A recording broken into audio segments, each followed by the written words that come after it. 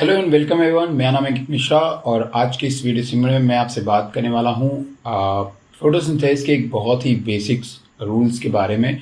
या फोटोसिंथेसिस में एक बहुत ही बेसिक वीडियो है आज का और ये कम्प्लीटली एनसीईआरटी बेस्ड है, क्योंकि जब भी हम फोटोसिंथेसिस की बात करते हैं तो फोटोसिंथेसिस आपको हर लेवल के एग्जामिनेशन में देखने को मिलता है। अगर मैं बात करता हूँ ग्रेजुएशन, अगर मैं बात करता हूँ नीट, अगर मैं बात करता हूँ सीयूईटी, या फिर अगर मैं बात करूँ एमएससी या पीएचडी, हर जगह पे आपको फोटोसिंथेसिस के लेवल अलग अलग देखने को मिलते हैं। लेकिन सभी लेवल में एक चीज़ कॉमन होती है और वो है फोटोसिंथेसिस की बेसिक्स, जो कि आप क्लास 10 से पढ़ते चले आते हो और यहाँ पे जाकर के वो बहुत ही ज़्यादा ज़रूरी बन जाता है।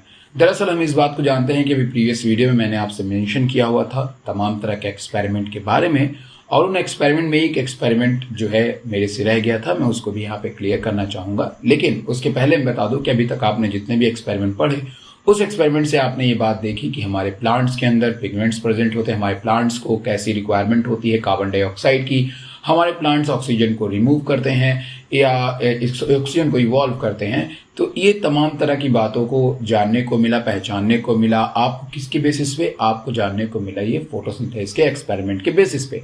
लेकिन आज के इस वीडियो सेगमेंट में मैं आपसे जो बात करने जा रहा हूँ वो बात करने जा रहा हूँ एक फोटोसिंथेसिस के बेसिक्स के बारे में। बेसिक्स कहने का मतलब एकदम बहुत जनरल आइडियाज के बारे में। लेकिन उसके पहले एक एक्सपेरिमेंट जो बचा था उसको क्लियर करते हैं।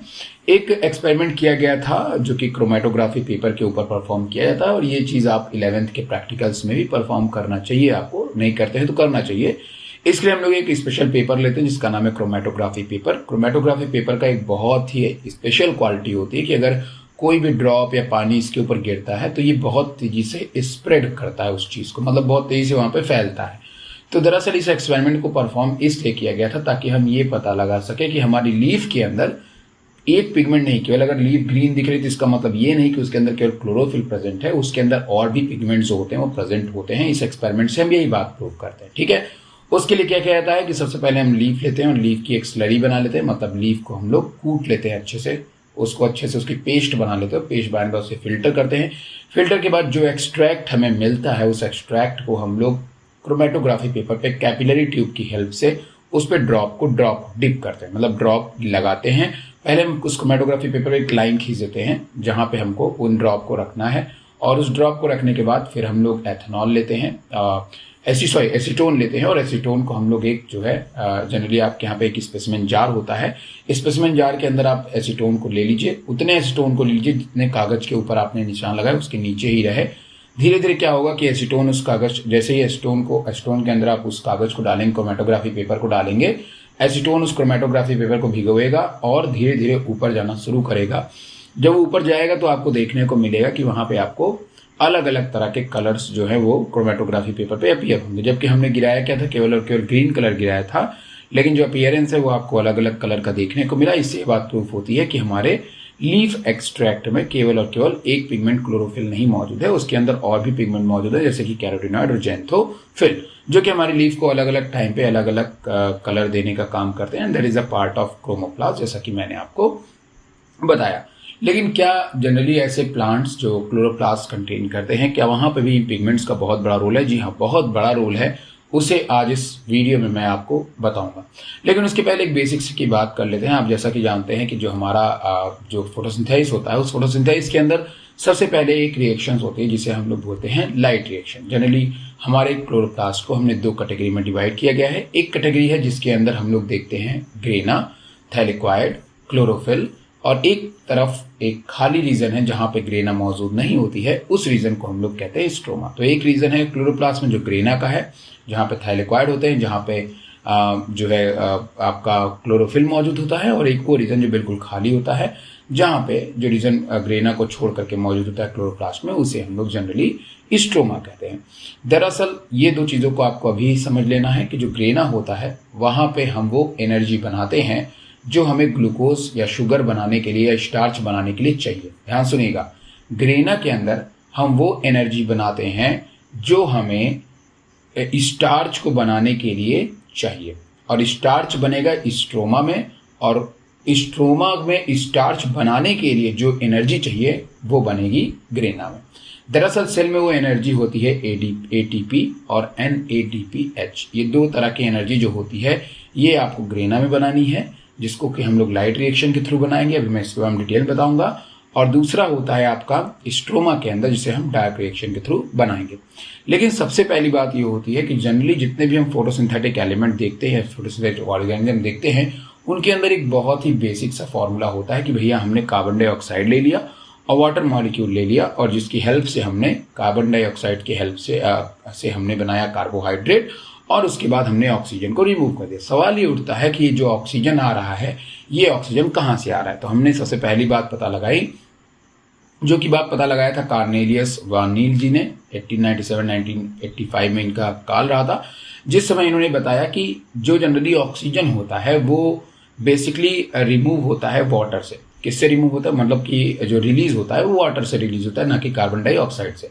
तो प्लांट के अंदर प्लांट जो कार्बन डाइऑक्साइड टेकअप करता है जनरली, वो कार्बन डाइऑक्साइड से वो शुगर बनाएगा या फिर उसका स्टार्च बनाएगा। लेकिन वहीं पे जो वो वाटर को कंज्यूम कर रहा है, वाटर को कंज्यूम करेगा, और जो वाटर टूटेगा तो उससे जो ऑक्सीजन बाहर निकालता है प्लांट, वो कार्बन डाइऑक्साइड का नहीं होता है, वो किसका होता है? वो वाटर मॉलिक्यूल का होता है। ये बात एक्सपेरिमेंटली भी बात प्रूफ हो गई थी और सब कुछ एकदम अच्छे से चल रहा था। लेकिन उसके बाद में जो नील साहब है, उनको एक और भी ऑर्गेनिज्म ऐसे मिले। हम ग्रीन प्लांट को देखते हैं, एक नॉर्मल प्लांट को देखते हैं, तो वहाँ पे जो H2O होता है वो जो है जनरली हाइड्रोजन डोनर होता है एंड ऑक्सीडाइज टू O2, ठीक है। और वो जनरली ऑक्सीजन को बाहर निकालता है, मतलब उसको ऑक्सीडाइज करता है, ठीक। लेकिन जब हमने बहुत सारे बैक्टीरिया को और भी देखा, तो उसमें हमने ये पाया कि वो बैक्टीरिया ऑक्सीजन को बाहर नहीं निकाल रहे थे। वो बैक्टीरिया दरअसल किसको ऑक्सीडाइज कर रहे थे? वो बैक्टीरिया दरअसल ऑक्सीडाइज कर रहे थे आपके सल्फर को। और इस तरीके से हमने नए भी ऑर्गेनिज्म के बारे में बताया कि भाई ऑक्सीजन इवॉल्व हो, अगर ऑक्सीजन किसी चीज में है, ग्रीन प्लांट्स के अंदर हमको क्या देखने को मिलता है? ऑक्सीजन को ऑक्सीडाइज होगा, ऑक्सीजन बाहर निकलेगा, और वहीं पर दूसरी तरफ अगर हम सल्फर की बात करेंगे तो सल्फर वाले में सल्फर बाहर निकलेगा, जो केवल हमें किसी किसी ऑर्गेनिज्म में देखने को मिलता है। ये बात एनसीईआरटी में आपके सामने मेंशन है। जनरली क्या होता है कि अगर हमें फोटोसिंथेसिस परफॉर्म करना है, तो फोटोसिंथेसिस परफॉर्म करने के लिए अगर हमें एक ग्लूकोज मॉलिक्यूल बनाना है, तो उसके लिए हमें तकरीबन 6 कार्बन डाइऑक्साइड मॉलिक्यूल्स की जरूरत पड़ेगी और तकरीबन 12 H2O मॉलिक्यूल की जरूरत पड़ेगी। कितनी? 12 H2O मॉलिक्यूल की जरूरत पड़ेगी और 6 आपको कार्बन डाइऑक्साइड मॉलिक्यूल की जरूरत जो है वो पड़ने वाली है, अगर आपको एक शुगर, एक ग्लूकोज या एक स्टार्च मॉलिक्यूल, एक ग्लूकोज या शुगर मॉलिक्यूल बनाना है, तो एक ग्लूकोज बनाना है, तो दैट्स इट। और बदले में जो रिलीज होगा वो आपका होगा 6 H2O plus carbon dioxide, sorry oxygen जो है वो आपका रिलीज हो जाएगा। फिर ध्यान सुन लीजिए, अगर आपको एक ग्लूकोज को बनाना है तो उसके लिए आपको 6 कार्बन डाइऑक्साइड को लेना पड़ेगा प्लांट के अंदर, और उसके बाद आपको तकरीबन 12 H2O को एब्जॉर्ब करना पड़ेगा, और तब जाकर के रिएक्शन परफॉर्म होगी लाइट की प्रेजेंस में, और तब जाकर के आपका शुगर बनेगा, वाटर मॉलिक्यूल रिलीज होगा और ऑक्सीजन रिलीज होगा। ये सिंपल सा मैकेनिज्म है जो मैंने अभी आपको समझा दिया। बट जब हम लोग बात करते हैं कि क्या ये रिएक्शन सही है, तो कभी भी इस रिएक्शन को आप एक साथ में नहीं लिख सकते हो, क्योंकि ये जो रिएक्शन होती है, ये रिएक्शन आपकी सही नहीं है, क्योंकि ये रिएक्शन एक मल्टी स्टेप प्रोसेस है। मल्टी स्टेप प्रोसेस का मतलब ये होता है कि हम कभी भी कार्बन डाइऑक्साइड को और वाटर को एक साथ रख के रिएक्शन नहीं करा सकते हैं, क्योंकि वाटर वाली जो रिएक्शन होती है वो ग्रेना के अंदर होती है, और कार्बन डाइऑक्साइड से ग्लूकोज बनने वाली जो रिएक्शन होती है वो स्ट्रोमा में होती है। फिर से ध्यान सुन लीजिए, जनरली छोटे बच्चों की किताबों में, या जब आप छोटे थे तो आपने पढ़ा होगा कि भैया हमने कार्बन डाइऑक्साइड ले लिया, हमने वाटर मॉलिक्यूल ले लिया, और लाइट की प्रेजेंस में हमने ब्रेक कराया, शुगर बन गया और ऑक्सीजन रिलीज हो गया। यही पढ़े थे ना आप लोग? दरअसल ये रिएक्शन बिल्कुल गलत है, क्योंकि ऑक्सीजन का रिलीज होना ये हमारे क्लोरोप्लास्ट के ग्रेना में होता है, और कार्बन डाइऑक्साइड से ग्लूकोज का बनना ये हमारे क्लोरोप्लास्ट के स्ट्रोमा में होता है। दोनों की लोकेशंस अलग है और दोनों की टाइमिंग अलग होती है। एक के लिए लाइट इसेंशियल है और एक के लिए लाइट इसेंशियल नहीं होती है। जनरली जब हम लोग वाटर मॉलिक्यूल को ब्रेक करते हैं और उससे जो है ऑक्सीजन बाहर निकालते हैं, तो उसके लिए लाइट इसेंशियल होती है, जरूरी होती है। लेकिन वहीं पे अगर हमें कार्बन डाइऑक्साइड से जो है क्या बनाना है, शुगर बनाना है, तो उसके लिए लाइट इसेंशियल नहीं होती है। तो इसीलिए इस बात को, इस रिएक्शंस को जनरली प्रूफ करने के लिए, प्रूफ हो ही गया था ये रिएक्शन, उसके बाद हम यही बात पता करते हैं कि आखिर फोटोसिंथेसिस जो होती है वो क्लोरोप्लास्ट में कहाँ कहाँ परफॉर्म होती है। तो जनरली जब हम क्लोरोप्लास्ट की बात करते हैं, तो क्लोरोप्लास्ट के अंदर जैसा कि मैंने कहा कि 2 रीजन आप पढ़ते हैं, ग्रेना पढ़ते हैं कि स्ट्रोमा पढ़ते हैं। अब हम लोग थोड़ी सी डिटेल बात करेंगे ग्रेना के बारे में, ध्यान सुनिएगा। जनरली जब आप लीफ को देखते हैं, लीफ के सेक्शन को काटते हैं, तो लीफ में जो ऊपर का सरफेस होता है वो होता है एपिडर्मिस। एपिडर्मिस के अंदर मौजूद होता है आपका मीजोफिल सेल। यही मीजोफिल सेल के अंदर मौजूद होता है, पैलिसेड मीजोफिल सेल के अंदर मौजूद होता है आपका बहुत सारे क्लोरोप्लास्ट, और उसी क्लोरोप्लास्ट के अंदर स्टेब्लिश और मौजूद होता है ग्रेना और स्ट्रोमा। ग्रेना वो पार्ट होता है जो क्वाइन लाइक स्ट्रक्चर्स होते हैं ग्रेना में, उसी को हम लोग, ग्रेना के अंदर ही एक पार्ट होता है क्वाइन लाइक, जिसको कि हम लोग जनरली थैलेक्वाइड कहते हैं। उसी थैलेक्वाइड के अंदर मौजूद होता है क्लोरोफिल पिगमेंट्स, और भी बहुत सारे पिगमेंट्स होते हैं जो कि एक्सेसरी रोल प्ले करते हैं, बट क्लोरोफिल ए जो होता है वो सभी थैलेक्वाइड के अंदर जो है वो प्रेजेंट होता है। तो क्या होता है कि क्लोरोफिल ए जो होता है या फिर जो अदर पिगमेंट्स वहां पे होते हैं, उनके पास कैपेबिलिटी होती है कि वो सनलाइट को ट्रैप कर सकते हैं, मतलब कि वो लाइट एनर्जी को ले सकते हैं और उसको केमिकल एनर्जी जैसे कि एटीपी और एनएडीपीएच में कन्वर्ट कर सकते हैं। ये काम किसका है? ग्रेना का है, कि जो सनलाइट को लेगा उस लाइट एनर्जी को किस में कन्वर्ट करेगा? केमिकल एनर्जी जैसे कि एटीपी और एनएडीपीएच में कन्वर्ट करेगा। तो मेन एनर्जी का सोर्स सनलाइट ही है। ग्लूकोज तो हमें या शुगर तो हमें इसलिए चाहिए ताकि हमारी सेल उसको ब्रेक डाउन करके, और हर एक सेल के पास में कैपेबिलिटी नहीं होती लाइट को ट्रैप करके एनर्जी बनाने, कैपेबिलिटी केवल किसके पास में है? वो केवल मेसोफिल सेल के ही पास में होती है।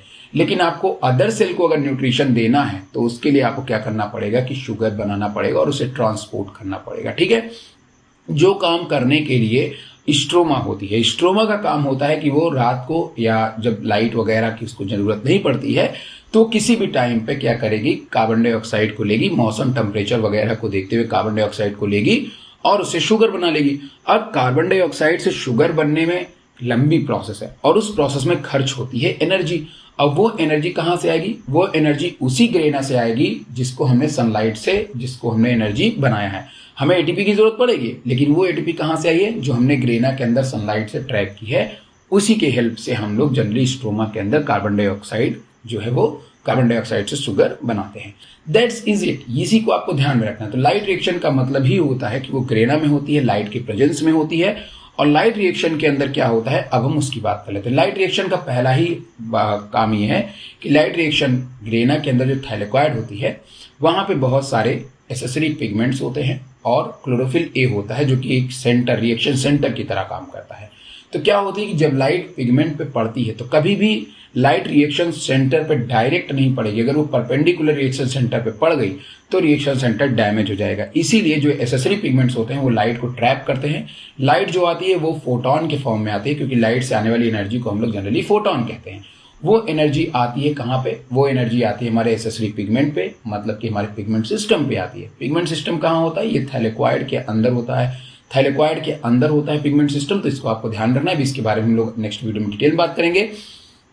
तो सबसे पहले लाइट आई कहाँ पे? सबसे पहले लाइट आई ग्रेना में। ग्रेना में आने के बाद वहीं पे क्या होता है कि वाटर मॉलिक्यूल प्रेजेंट होता है ग्रेना में।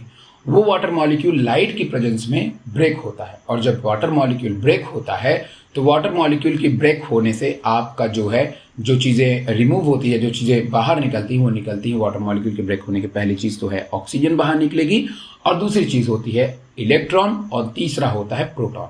इलेक्ट्रॉन और प्रोटॉन भी उससे रिलीज होते हैं। इलेक्ट्रॉन और प्रोटॉन ही वो चीज़ है जो कि आपके एटीपी और एनएडीपीएच बनाने में मदद करेंगे। जनरली प्रोटॉन जो है वो दोनों चीज़ों में मदद करता है, एनएडीपीएच बनाने में भी और एटीपी को भी बनाने में भी। इसमें किसका काम होता है?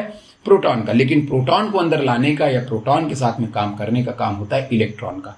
तो जैसे ही सनलाइट पड़ती है इलेक्ट्रॉन आपके एक्साइटेड होते हैं, और इलेक्ट्रॉन जैसे जैसे पूरे पाथवे में मूव करेंगे लाइट रिएक्शन के, वैसे वैसे एटीपी बनती चली जाएगी और एनएडीपीएच बनेगी, जिसको कि हम लोग अगले वीडियो में बात करेंगे। ठीक है, तो बेसिकली क्या है कि लाइट रिएक्शन के अंदर हमको क्या बनाना है? लाइट रिएक्शन के अंदर आपका क्या होता है? एसेसरी पिगमेंट्स होते हैं जो कि ग्रेना के अंदर, थैलेक्वाइड के अंदर प्रेजेंट होते हैं, जिनका काम होता है बेसिकली लाइट को ट्रैप करना और एटीपी और एनएडीपीएच बनाना। उस एटीपी और एनएडीपीएच को भेज देते हैं वो स्ट्रोमा के अंदर, और स्ट्रोमा के अंदर जाकर के कैल्विन साइकिल चलती है, या फिर उसी के अंदर हम कार्बन डाइऑक्साइड एब्जॉर्ब करते हैं और उसे शुगर बना लेते हैं, जिसे कि जनरली हम लोग डार्क रिएक्शन भी कहते हैं, क्योंकि वहां पे हमको किसी भी तरह की जरूरत लाइट की नहीं पड़ती है।